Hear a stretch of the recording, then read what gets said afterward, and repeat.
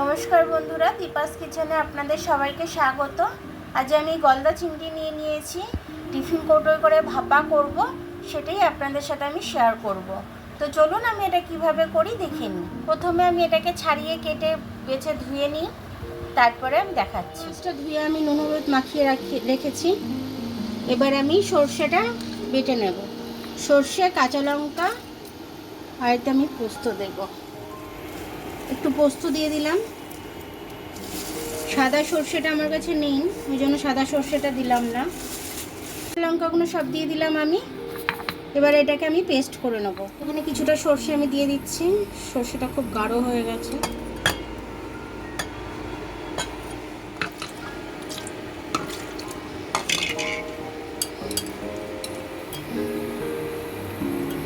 সর্ষেটা একটু গুলিয়ে নিলাম, একটু নুন দিয়ে দিলাম,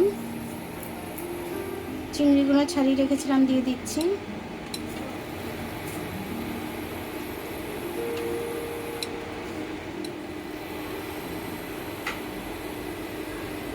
সর্ষেটা দিয়ে দিচ্ছি আমি। সর্ষের তেল দিয়ে দেবো। দইটা আমি একটু ফাটিয়ে নেব।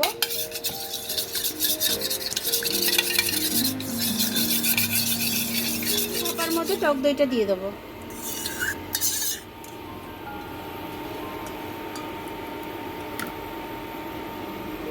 একটু মিশিয়ে দেবো, দিয়ে দিচ্ছি।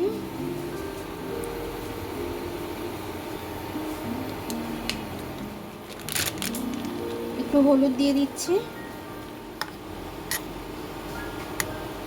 আর একটু নুন দিয়ে দেবো।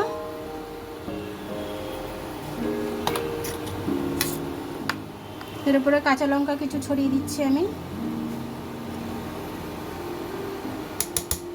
ধনে পাতা দিয়ে দিচ্ছি উপর থেকে।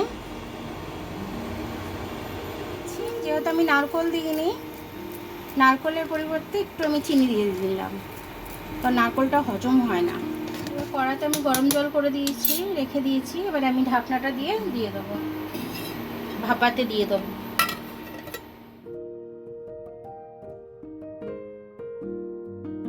এটা ফুটতে দেব।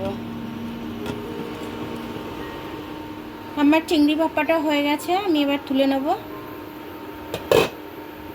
আমি খুলে দেখে নেব একটু। আমার চিংড়ি ভাপাটা হয়ে গেল খুব সুন্দরভাবে, খুব খেতেও খুব টেস্টি হয়েছে, গন্ধটাও খুব সুন্দর ছাড়ছে।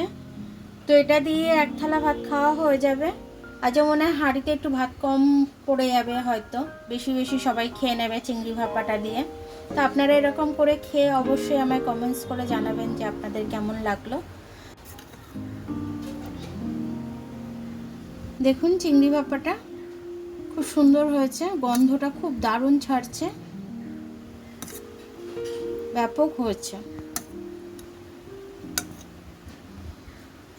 তো আমার ভিডিওটা দেখার জন্য অনেক অনেক ধন্যবাদ। আমার ভিডিওটা যদি ভালো লাগে লাইক, সাবস্ক্রাইব, বেল আইকনটা একটু টিপে দেবেন। আর যদি ফেসবুক থেকে দেখেন লাইক আর ফলোটা একটু করে দেবেন।